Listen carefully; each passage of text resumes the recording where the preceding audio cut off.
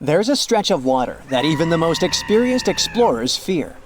No matter what season you choose to cross it in, you risk meeting face to face with waves that can reach as tall as the Hollywood sign. I'm talking about the Drake Passage, the waterway connecting the Pacific Ocean to the Atlantic Ocean, stretching from Cape Horn at South America's southernmost tip to Antarctica's South Shetland Islands. It's about as wide as the distance from London to Berlin and takes up to 48 hours to cross. Some sailors compare getting on the other side to going to the moon. That's how challenging it is. Even the man who discovered it, Sir Francis Drake, never sailed these waters because they seemed too dangerous to him and opted for a calmer, although longer, Strait of Magellan. The passage took the lives of around 20,000 sailors and over 800 ships. Tourists who want to see Antarctica cross the Drake Passage on a regular basis, although it's still often called the world's most terrifying ocean crossing. The Antarctic Peninsula, where travelers go, isn't really part of Antarctica itself. It sticks out and points towards South America like two fingers almost touching it. The water gets squeezed between these two land masses, making strong ocean currents. The passage is part of the Antarctic Circumpolar Current, the largest ocean current on Earth. The water rushes through the passage at a speed between 95 and 150 million cubic meters per second, which makes it rougher. And then there are winds that usually blow from west to east and are very strong between 40 and 60 degrees latitude. That's why those areas are called the Roaring Forties, Furious 50s, and Screaming 60s. Land slows down winds, which is why storms hitting Ireland and the UK get weaker as they move east. But Drake's latitude is the only place where winds can blow all around the Earth without being stopped by land. So they keep getting faster. These strong winds turn into huge waves that can hit ships really hard, normally around 13 to 16 feet tall. They're much higher than waves in the Atlantic. Drake Passage also has underwater mountains that you can't see. The huge current squeezes through this narrow passage and causes waves to crash against these mountains underwater. These internal waves create whirls that bring cold water up from the deep ocean. So it's not just rough on the surface, the water is wild all the way down. The first sailor managed to sail around Cape Horn and through the Drake Passage in 1616. It was a Dutch navigator, Willem Schouten, in 1616. But the most famous attempt to cross it was undertaken by Sir Ernest Henry Shackleton on his ship named Endurance. He and 27 of his men set off from South Georgia, aiming to reach Vassal Bay in Antarctica. But things didn't go as planned. On January 19, 1915, their ship got stuck in the ice. And by October, it began to sink. They camped on floating ice for 2 months before sailing lifeboats to a remote, icy place called Elephant Island. Shackleton and 5 men made a risky journey to South Georgia to get help.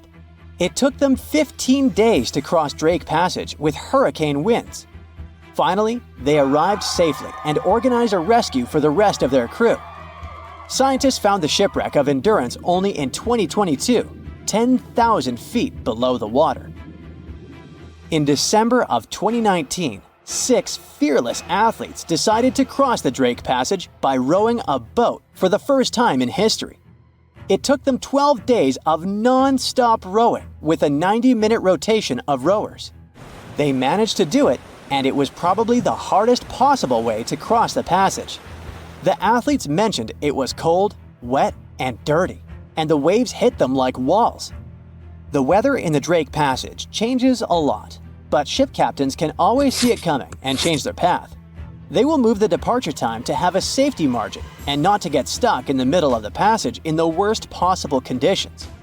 Sometimes, the journey will be smooth and calm, and they call it Drake Lake. Other times, people on the ship will feel rough waves, which is called Drake Shake. Some experienced captains who often cross the passage say that the Drake Lake effect happens once in every 10 crossings, and they see the Drake Shake once or twice in every 10 journeys. A schooner or a kayak will probably not survive the journey among giant waves, but modest vessels and cruise ships have sturdy hulls and advanced stabilizing mechanisms. So, the journey isn't that dangerous anymore. But still, it's quite an adventure, especially if you're seasick. If you don't feel like risking it but want to travel from the Pacific Ocean to the Atlantic Ocean by water the fast way, the Panama Canal is waiting for you. People first started thinking about making a water path across Panama in the 16th century. Back then, a Spanish explorer found out that only a thin piece of land separated the two oceans. But it seemed impossible to build it because of the mountains and thick jungle, so the idea had to wait a couple of centuries. Finally, in 1880, France, led by the man who built the Suez Canal in Egypt, tried to make the canal. But the people who started the construction soon found out it was much harder than it looked on a map. The land in Panama was one of the toughest and most dangerous places to dig a big waterway.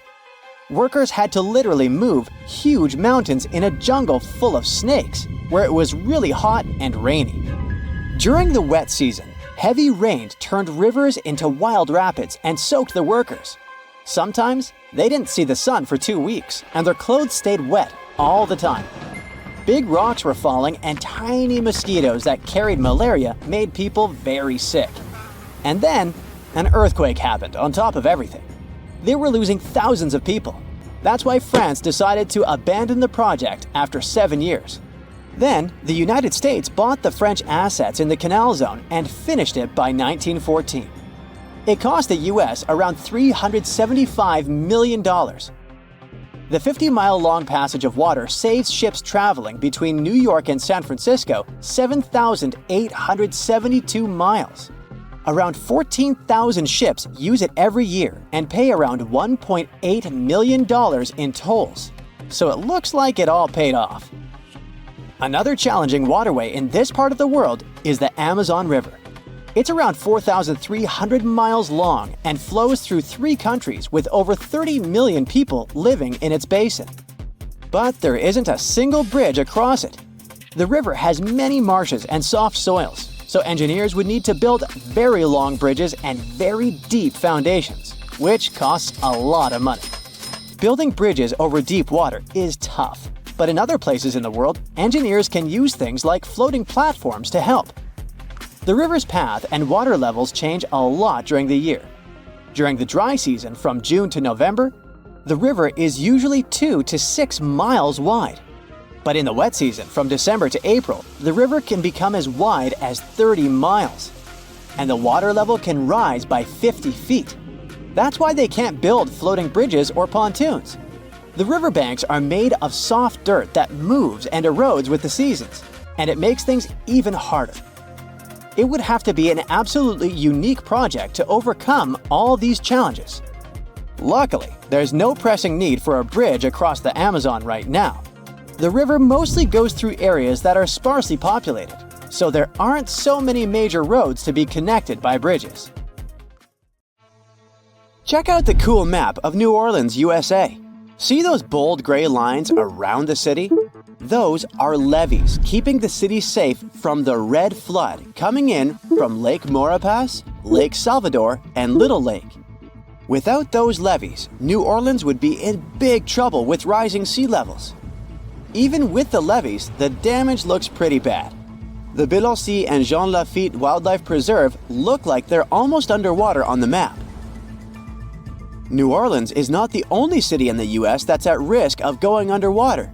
The city of Savannah is located right in the middle of Hurricane Central.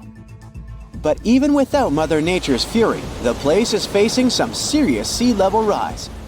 The Savannah River to the north and the Ogeechee River to the south might both overflow into the surrounding marshland. And that's not even the worst part. By 2050, there may be massive floods every year that will make history books look boring. Sorry to break it to you, but Miami is on the line too.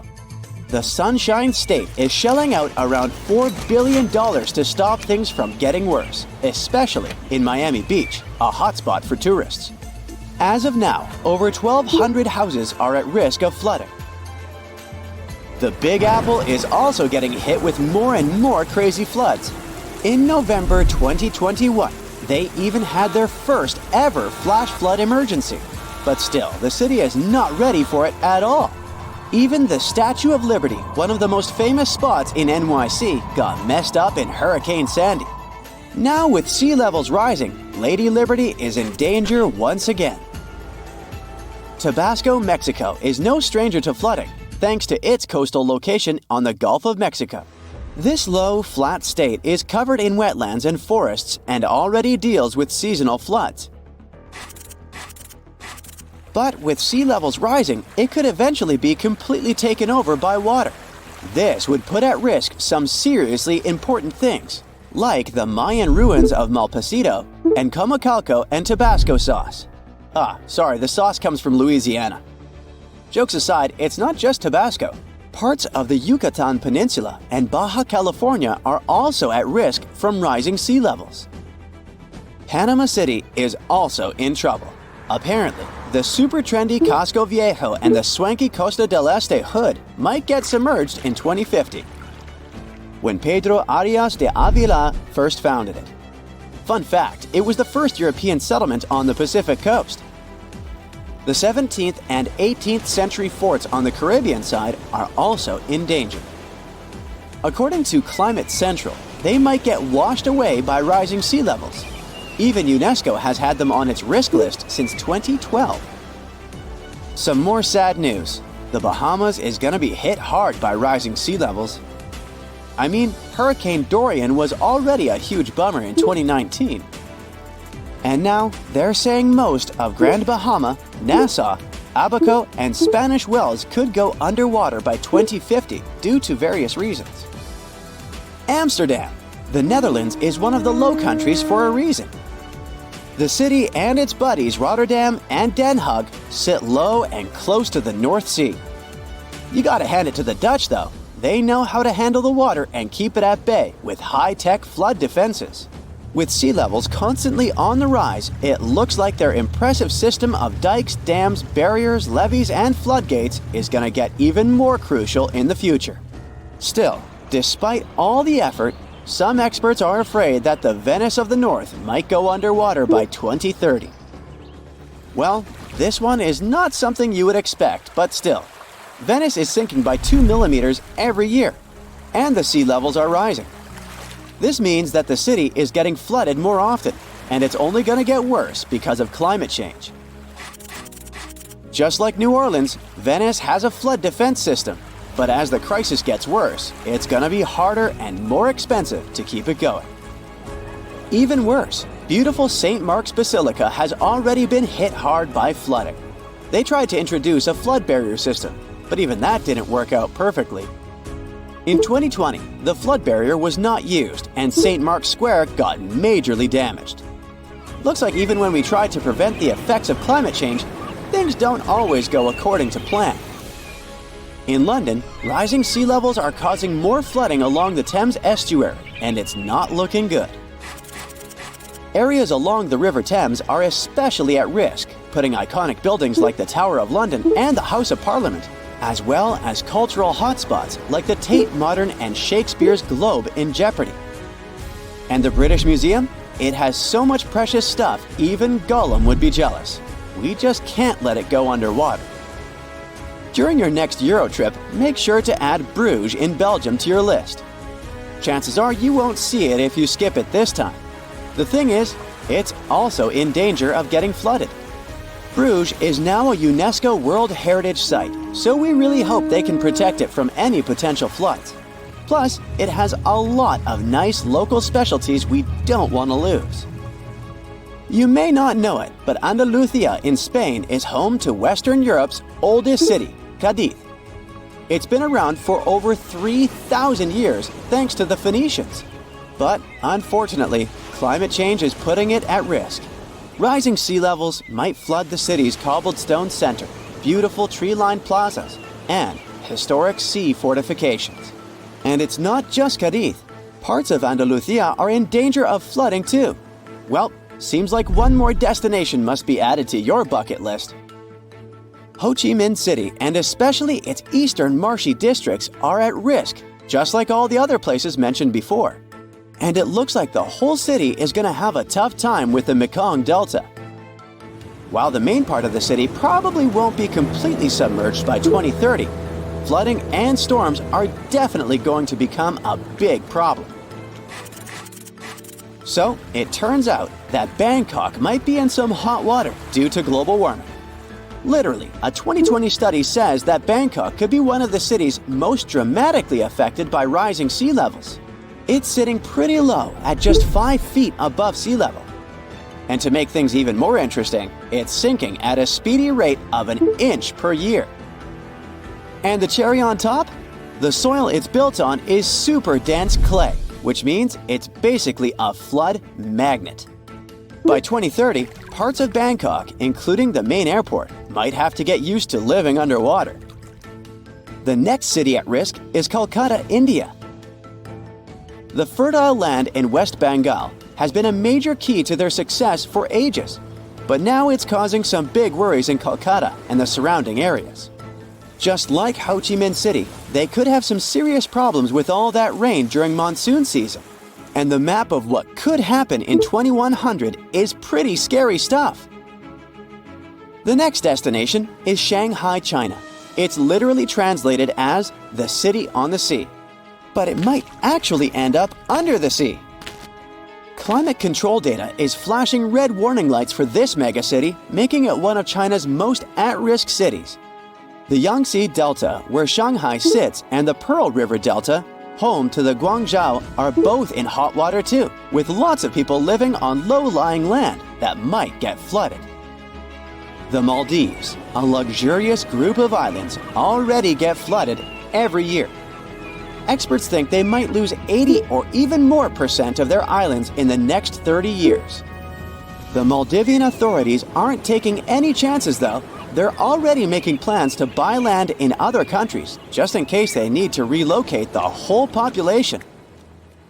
A magnitude 15 earthquake has the potential to completely destroy our planet and evaporate all the water in a matter of seconds, leaving Earth uninhabitable. Over 500,000 earthquakes happen annually, but none have a magnitude of 15. 90% of quakes occur in the terrifying Ring of Fire zone located around the Pacific Ocean. The ground there is like jello. It shakes almost constantly. The most powerful earthquake to have ever struck Earth had a magnitude of 9.5. That much power can lengthen or shorten the day. But there's probably an earthquake in the confines of your own home now caused by a speck of dust landing on a table. But it has a power of negative 15 magnitudes. Earthquakes happen when tectonic plates move. They're like Lego pieces that are not properly secured, and when they move up, down, or hit one another, the ground also moves, triggering earthquakes. This tectonic energy acts like a battery. It stores energy for a long time, up to 500 years. When this stored energy is released in a sudden burst, the consequences are horrifying. Even the strongest structures submit to this relentless force that leaves a trail of destruction in its path. In some instances, earthquakes can even trigger tsunamis, amplifying the chaos. Such a crazy amount of power can split the ground open and cause severe damage. The strength of an earthquake is measured by the Richter scale, but now it's being replaced by the moment magnitude scale. When there's an earthquake, we hear about how strong it is. It's usually from 1 to 10. Luckily, we haven't had a Richter scale earthquake yet. The most powerful earthquake to have ever happened in modern history occurred in Chile in the 60s. It was around 9.5 on the Richter scale, and it altered Earth's rotation and messed up the length of the day by around 2 milliseconds. It also triggered a massive tsunami and affected a vast area of 155,000 square miles. The Richter scale doesn't actually have a limit. Still, anything above 25 doesn't need measuring, because if that ever happened, we would simply turn into dust, and nobody would care to measure this disaster. As we said, the strongest earthquake had a magnitude of 9.5. If this magnitude had been just 0.5 stronger, it would have created a ruptured line 2,174 miles long. That is almost 7 times the size of Wyoming. A magnitude 11 earthquake would create a crack halfway around the world. Massive tsunamis would hit coastal areas, destroying everything, and Earth would get into a massive environmental crisis. If you love hiking, you would have new mountains to explore, created by the terrifying earthquake. Even the temperature would increase because of volcanic eruptions and the resulting greenhouse gases. It would turn our planet into a hot oven. The safest places would be far away from any buildings, seas, oceans, and mountains where there would be a low chance of a landslide. Countries unprepared for earthquakes would be totally destroyed, and cities would turn into piles of rubble and dust. Going up on the Richter scale would only make things worse. But don't worry, an earthquake of that power is impossible. Earth's crust doesn't have enough energy to produce such earthquakes. But there is something that has much more power and can produce mega-earthquakes. Asteroids are powerful enough to destroy our planet, as we all know from the dinosaur era. That asteroid was around 6 miles long and it caused massive damage to the planet. It triggered earthquakes that shook the ground constantly for months. These terrifying quakes were about 50,000 times stronger than the Chile earthquake. They also triggered a tsunami that was 30,000 times more powerful than the Indian Ocean tsunami. And the latter was one of the most devastating tsunamis to have ever struck Earth. The earthquakes caused by the asteroid had a magnitude of 11, making it the most powerful and scariest natural disaster ever. And let's hope it stays that way. The Indian Ocean tsunami affected only certain areas of the world. Meanwhile, the asteroid tsunami affected every part of the world and had 33-foot-tall waves. Even if you had traveled to the most remote place on Earth, you wouldn't have been able to hide from this Grim Reaper. A 15-magnitude earthquake wouldn't be 15% stronger than the Chile earthquake. The scale doesn't work like that. It would be around 100 million times more powerful than a 9.5 magnitude quake. It could make all the water on Earth evaporate, leaving us devastated and without any H2O to survive. All ecosystems would collapse, all food chains would be broken, and only some super strong bacteria would probably survive the impossible. That is only a fraction of the frightening things that could happen. The ocean is like the AC for our planet. Without it, Earth would be super hot. The ocean also serves as a shield from the sun's powerful rays. It acts as a heat absorber and cools Earth. Scientists think that the most dangerous thing would be the inability of Earth's crust to survive the violent shakes of the 15-magnitude earthquake. If our planet miraculously survived and didn't turn into dust, there would be massive openings in its crust. The ground would become gelatinous. It would randomly move up, down, left, and right, and no building would survive that. Our civilization would be brought back to the Stonehenge era. Tectonic movements like this are devastating. A similar thing happened in Japan when tectonic plates moved 165 feet from each other and then snapped back together, creating a 9-magnitude earthquake. No place on Earth is immune to this bone-chilling natural phenomenon. Still, certain places have higher chances of being destroyed than others, like the Ring of Fire, where 90% of earthquakes happen. This is a place where earthquakes are almost everyday occurrences. The Ring of Fire is located in the Pacific Ocean. It forms a ring around the continents that surround the Pacific. There, several tectonic plates meet, creating highly unstable ground. To make the problem much more terrifying, 75% of active volcanoes are located in this area. 90% of dormant volcanoes are also there, making this place extremely dangerous. Scientists carefully study this region to find a way to predict when the next earthquake might strike. The Ring of Fire is not the only place at risk of earthquakes. In California, along the San Andreas fault line, 2 tectonic plates have been storing power for more than 200 years. The San Andreas Fault is 715 miles long and has the potential for a massive earthquake. This region has its fear of violent earthquakes like the one that happened in San Francisco in 1906. It had a magnitude of 7.8 on the Richter scale. Scientists' predictions are terrifying. They say that the chance of a 6.7 magnitude earthquake is very high in the area. If all hell starts to break loose, you should know how to survive.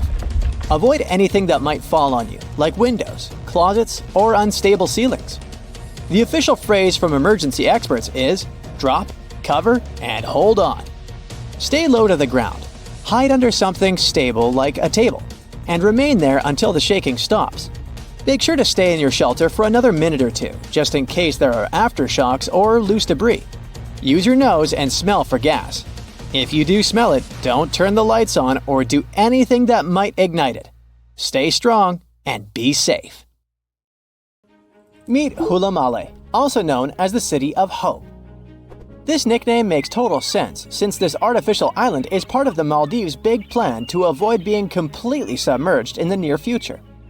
Hula Male was created by placing sand from the seafloor onto a submerged coral platform, and it worked. This city sits about 6 feet above sea level, which means it's twice as high as the Maldives' capital, Male. While more and more people are moving there to live, the island was also designed to serve as a temporary evacuation site during dangerous storms and typhoons. Seychelles is another gem in the Indian Ocean that's at risk of disappearing. Unfortunately, coastal flooding is becoming a common issue there, especially during spring tides and heavy rainfall. The problem is that their main island, Mahé, hosts about 90% of the country's population. Along the coast, it's only about 6 feet above sea level. Fiji is the third tropical paradise on our list, and it's also a top pick for travelers. But this nation is in a tough spot, since it's located right in the middle of the Pacific Ocean, where huge storms can really turn things into chaos. Take Cyclone Winston. It hit Fiji back in 2016 and ended up costing them over $1 billion in damage. So one thing they're doing to protect themselves is planting mangroves along the coast and preserving the ones that already exist. These trees are awesome since they help reduce wind speed during cyclone emergencies and also combat erosion by trapping sediments. Egypt might be in trouble too. I mean, it's not like the whole country is going to be underwater, and we'll only see the tips of the pyramids in a few years. But things could really change for them, as coastal cities are facing a serious risk. Take Alexandria, for instance. 45% of its population already lives below sea level. If the city is flooded, not only will everyone have to move, but Egypt in general will suffer a major impact on its fish production. In Europe, one of the most at-risk populations is in the Netherlands, where about half the people live in areas below sea level. In the future, planning a romantic gesture with tulips for your girlfriend could become an impossible mission. The Netherlands is responsible for 2/3 of the world's tulip production. So if fields are taken over by saltwater, it's game over for the blooms. But the good news is that the Dutch have centuries of experience dealing with water, so knowing how to work with storm barriers and seawalls can prevent them from a doomsday scenario. The risks of rising sea levels probably aren't higher anywhere else than here in Tuvalu. This island chain, located halfway between Australia and Hawaii, could be the first state to become uninhabitable. Its stunning land is only about 9 feet above sea level. And just by looking at it on the map, you can see how narrow it is. In fact, the narrowest part in Fongafale is only about 65 feet wide. So even before higher tides become a real problem, the country's limited farmland could be flooded with saltwater. The next country on our list is the Philippines. This archipelago in Southeast Asia boasts some of the most stunning scenery, but it faces the risk of flooding for 2 reasons. First, due to rising sea levels, and second, because of crazy, unpredictable weather. Since 1990, events like cyclones, earthquakes, and tsunamis have cost the country over $20 billion. Have you ever heard of Vanuatu? This chain of islands, spread out between Australia and Fiji, could be flooded soon. Vanuatu was one of the first Pacific nations to relocate an entire community to a safer spot. Back in 2005, residents living in risky coastal areas of the northern island of Tegua moved to higher ground. Next up, the Marshall Islands, a country located in the Central Pacific. Studies show that 40% of the buildings in the capital city, Majuro, could end up underwater in the future. But this country isn't throwing in the towel just yet. They've got a game plan. They are fortifying the infrastructures of their low-lying airport, relocating key buildings to higher ground, and putting up seawalls on rural islands. Heading south, we've got Nauru. This is actually one of the smallest countries in the world, covering just 8.1 square miles. Today, it's home to 10,000 people, but it's on the brink of becoming uninhabitable. Water levels are rising about 3 times faster there than the global average. The Buada Lagoon sparks special concern since it's the only surface freshwater resource, and it's located only 16 feet above sea level. Our next stop in the Pacific Ocean is the Republic of Palau. Rising sea levels are no joke for them either, but protecting their crops, especially taro, is a priority at this moment. About halfway between Hawaii and New Zealand lies Samoa, and this country is dealing with a unique situation. Not only is the volume of water increasing there, but their land is also sinking. You see, a couple of strong earthquakes and tsunamis hit Samoa back in 2009. So as the crust bounces back to its original position, the overall land surface is actually going down. Because of this, their housing and main infrastructure could take a serious hit, especially since all their airports are along the coast. Let's head to Kiribati.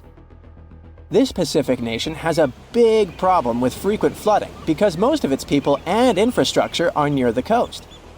Apart from the volcanic island of Panama, none of Kiribati's land is more than 6.5 feet above the ocean. To tackle this situation and keep their population safe, they had this big idea of making a massive floating platform, kind of like the ones oil companies have. But the problem is that it would cost them a fortune, as the project is estimated to be around $2 billion. If visiting Vietnam is on your bucket list, you better hurry up. The top 10 things to do there mostly involve cruising to jaw-dropping spots like down to Ha Long Bay, also known as the Descending Dragons Bay. But by 2050, the surrounding land over there might be underwater. Another huge problem Vietnam is facing is that the main rice fields are getting salty. And if you're into Vietnamese food, you know how important rice is for them.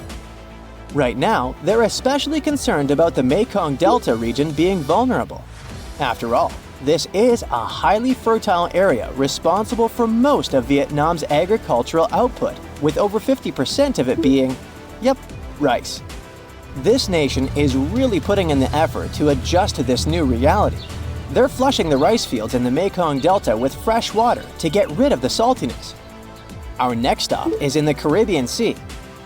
Grenada is an island country, but you may know it as the Island of Spice, since its tropical climate is just perfect for cultivating things like nutmeg, cinnamon, cloves, and ginger. Unfortunately, Grenada and its incredible fertile soil also face an uncertain future of being submerged. Let's talk about the last country on our list, the Solomon Islands. 5 islands in this archipelago have already vanished beneath the waves, and 6 others are submerged by 20%. They include the Nusa Evili Island, which was once a hotspot to go to for a picnic in the early 2000s. Even though the situation is complicated, it's important to note that more than 300 of the islands there are inhabited. One thing about the Solomon Islands is that it seems like they're always in some kind of recovery mode, since the country often gets hit by tropical cyclones and flash floods. Their population is already working hard to save their homes from the rising seas by building stone walls along the coast, planting mangroves, and constructing houses in higher areas. You have friends over for dinner. You set your drink on the counter and go help your friend set out some desserts. When you get back, you notice the liquid in your cup. It's sloshing around and the ice cubes look like ships on a rough sea. Now you feel it too. On the ceiling, the chandelier is swinging like mad. Then you hear someone scream, "Earthquake!" The house and everything in it is rocking back and forth. You try to run for cover, but the shaking keeps you stuck in place, fighting to keep your balance. The cabinets look possessed, and glasses and dishes fly out and smash on the floor. The bookshelves topple over and everything hanging on the walls sways and falls off. You duck under the dining room table, trying not to get hurt on all those broken dishes. Yeah, you've been through earthquakes before, but none like this. Checking your phone? Typical, no signal. You can't believe what's about to happen. The screams get louder and suddenly the whole house collapses. The biggest earthquake ever recorded happened in Chile in 1960. Disaster came in the afternoon, just when everyone was out enjoying themselves. To cause serious life-changing damage, you need to have a magnitude of around 7 or so on the Richter scale. This one was 9.5. This part of Chile is smack dab on the so-called Ring of Fire, the most active volcanic and seismic area in the world along the Pacific Rim. The initial shaking lasted around 10 minutes, and after 2 days, many aftershocks were still strong enough to set off a volcano in the south of the country. But that's not where it ended. The earthquake unleashed a series of tidal waves all over the Pacific Ocean, with some reaching over 80 feet high. The waves and earthquake were so strong that they even affected Hawaii, Japan, and the Philippines. It caused around $500 million $1960 worth of damage. Many were left homeless. Much of their infrastructure was smashed too. Buildings as far as the eye could see were toppled, and debris piled everywhere. Scientists estimate that this earthquake was so powerful, it shifted the Earth's axis, making our days 1.26 microseconds shorter. That might not seem like a lot, but think about it. Just one natural disaster was strong enough to make time move. Many of the coastal cities were flattened and floods were widespread. The economy spiraled downward. According to studies, if this earthquake happened today, it caused more than $20 billion in damages. So what would happen if an earthquake twice that size hit without warning? For starters, you'd likely feel the effects even further away. Tidal waves wouldn't just hit the coasts of Japan and the Philippines. They would move even further to China, Korea, Vietnam, and even Australia. And those waves would be significantly higher than 80 feet, perhaps double that. That's like 8 giraffes piled on top of each other, surfing your way. If you lived by the coast, you'd notice the waves. If you saw the water recede way back so you could practically see where all the fish call home, you'd know it was time to run. Chances are that a tsunami's heading your way.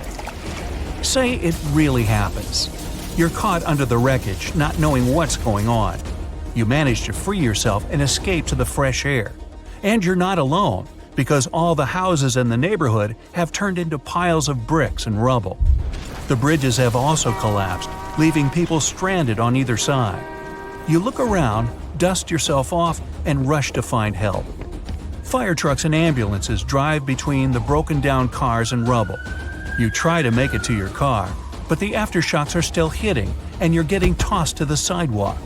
With all the cell towers down, you can't call anyone on your phone. Your knees are shaking, but you manage to power through. Once you reach your car, you see it crushed under a boulder, like a giant soda can. You continue on foot and eventually reach downtown. It looks as if some giant got angry and knocked all the buildings down. You push forward and try to see if you can find some help. Without warning, your phone vibrates. You check it and see 1,000 notifications about a 20-magnitude earthquake. You're still shaking, but that's all you. The ground is still for now. Uh-oh. You hear something in the distance, racing towards you. To your right, you see tidal waves as tall as buildings charging at you.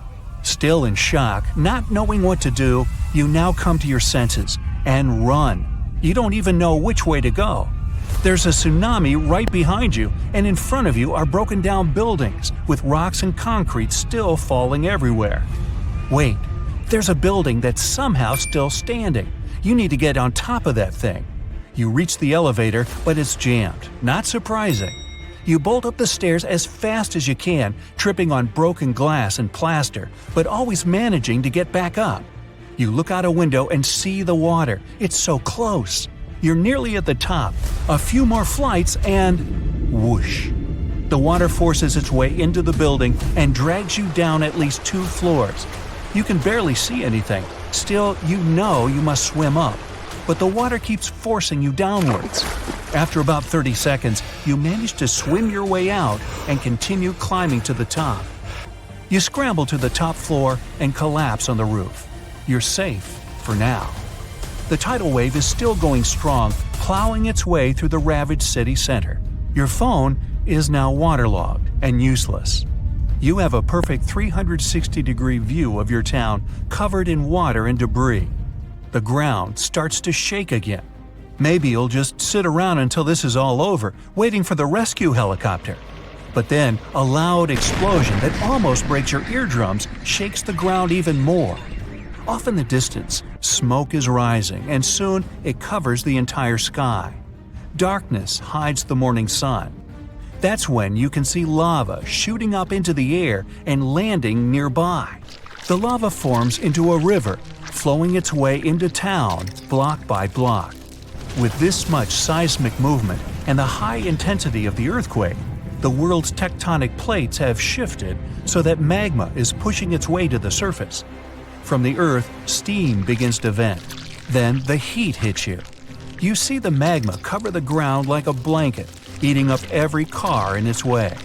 What's worse is that the magma is melting the foundations of the buildings that managed to withstand the earthquake and the tsunami. The buildings in the distance are now sinking and collapsing into the raging lava pool that's replaced your town. One by one, every building descends. That means, the building where you're standing is also swaying. It's about to fail. That's when you see the light.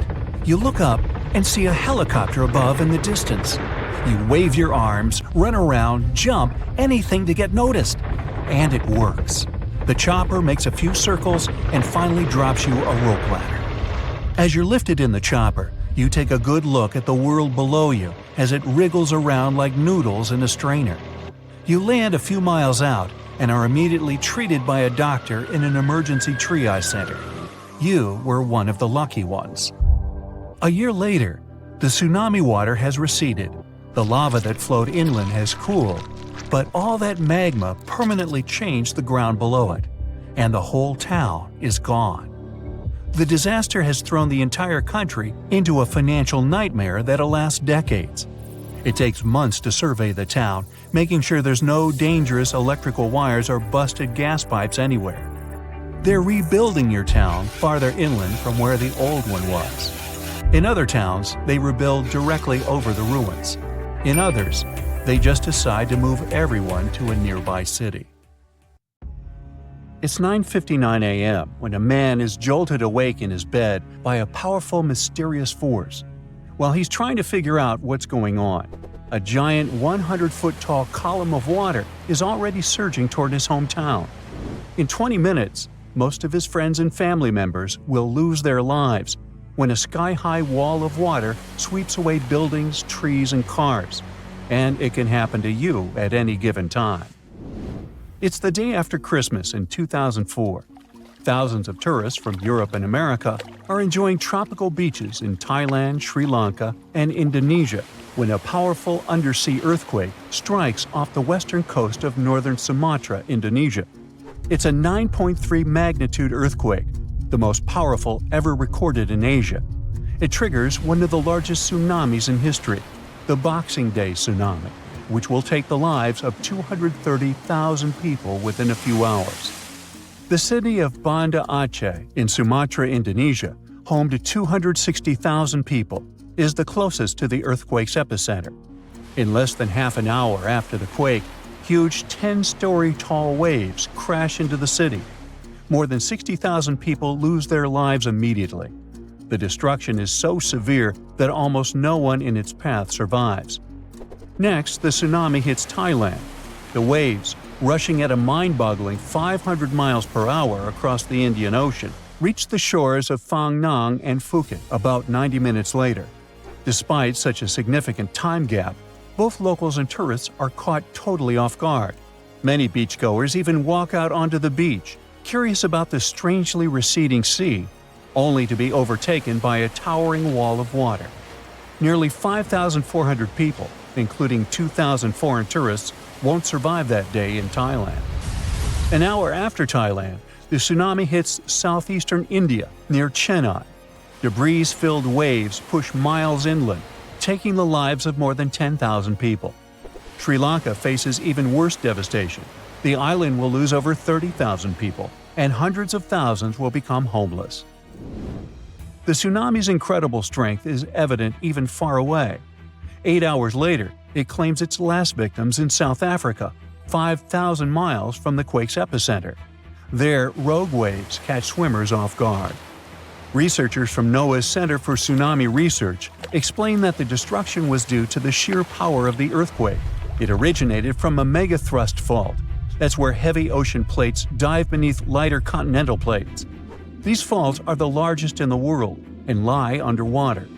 The 2004 earthquake ruptured a 900-mile stretch of the Indian and Australian plates, 31 miles beneath the seafloor. Plus, instead of one quick jolt, the quake lasted for 10 minutes and released an unimaginable amount of energy. During the shaking, massive sections of the seafloor moved upwards by 130 feet. That's a lot. Such a sudden movement set colossal waves rippling across the ocean. Imagine it like dropping a massive pebble into the water. The thing is, tsunami waves aren't like those surfing waves you may imagine. No, they look like a fast-moving whitewater river that floods everything in its way. If you get caught in those raging waters, it's almost impossible to survive. If the powerful currents don't pull you under, floating debris will. That's the reason why, during earthquakes, there are usually many injuries and fewer lives lost. With tsunamis, it's the opposite. There's way fewer injuries than fatalities because it's too hard to survive. Catastrophic tsunamis like the one in 2004 are rare. That's why India and Sri Lanka had no record of such disasters. This lack of experience, combined with the absence of warning systems, made the consequences of the disaster even more tragic. People didn't feel the earthquake because they were far from the epicenter. And with no natural warning signs, no official alerts, and no history of tsunamis, the waves that hit crowded coastlines had devastating effects. By the way, the Pacific Ocean, the largest ocean on Earth, is where most earthquakes and tsunamis occur. Locally damaging tsunamis strike somewhere in this ocean about once every 1 to 2 years. 76% of the recorded fatal tsunamis happened in the Pacific, and 99% of tsunami casualties are caused by local or regional tsunamis, which occur more often and hit quickly.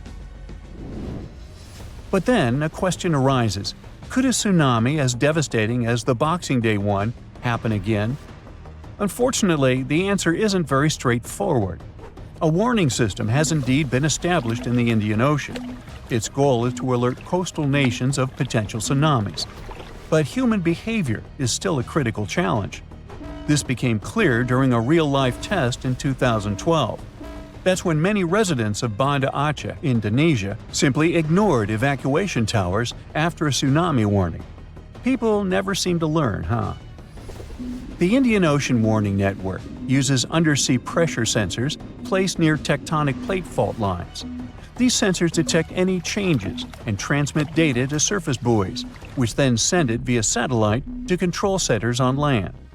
Authorities analyze the information and decide whether to issue warnings and evacuate at-risk areas. Aceh, located on one of the world's most active fault lines, implemented additional safeguards. They installed sirens in coastal cities, and people get alerts on their cell phones. Plus, there are evacuation towers, reinforced concrete structures capable of holding 500 people. They are special safe zones. Authorities did test how well prepared people were. In 2009, 18 Indian Ocean countries participated in an evacuation drill, simulating a large earthquake. Thousands of coastal communities took part in this drill, and officials concluded that the exercise had been a success. Fast forward to the system's first real test in April 2012. An 8.6 magnitude undersea earthquake west of Aceh triggered tsunami warnings. And even though there were no significant waves, the whole situation revealed critical flaws. Many residents ignored evacuation towers, choosing instead to flee by car or motorbike. This led to citywide traffic jams, with people getting stranded in areas vulnerable to a potential tsunami. It was chaos. Some residents even went back to the beach to look for the signs of a tsunami, which is a life-threatening mistake. So apparently, there is still a lot of work to do when it comes to tsunami survival. But what you need to know by heart is the signs of an impending tsunami. First of all, it's severe ground shaking. Strong earthquakes near coastal areas can generate tsunamis. If you notice that water on the beach starts to recede at an alarming rate, exposing the ocean floor, reefs, and stranded fish, run. Then there might be unusual ocean sounds. Keep in mind that a loud roaring noise, resembling a train or jet engine, may accompany an approaching tsunami. If you notice any of these warning signs, do not wait for official evacuation orders. Leave low-lying coastal areas immediately and move to higher ground as fast as possible. If you're at home, make sure your family members know about the tsunami and follow official guidance. You should remember that locally generated tsunamis may strike within minutes. You have to act quickly. If it's a distant tsunami, you may have more time to evacuate. If you don't have an opportunity to move inland, hide in high reinforced concrete buildings. Avoid staying in small buildings or homes in low-lying areas. If you're on a boat, stay offshore. Tsunami activity isn't as dangerous in deep water, so avoid returning to port during a tsunami warning. If you're already in port, check with harbor authorities for guidance. If it's possible to move to deep water, do it in an orderly manner. It may be safer for small boat owners to leave their vessel and move to higher ground. And always, prioritize moving to higher ground over saving your belongings. If you live in a coastal area, you can take some measures to protect your property in advance. Since most tsunami waves are under 10 feet, you may consider elevating your house. It can reduce damage. You can also consult an engineer to assess and reinforce your home. And finally, don't forget to protect outbuildings too, and create fences that will allow animals to reach higher ground.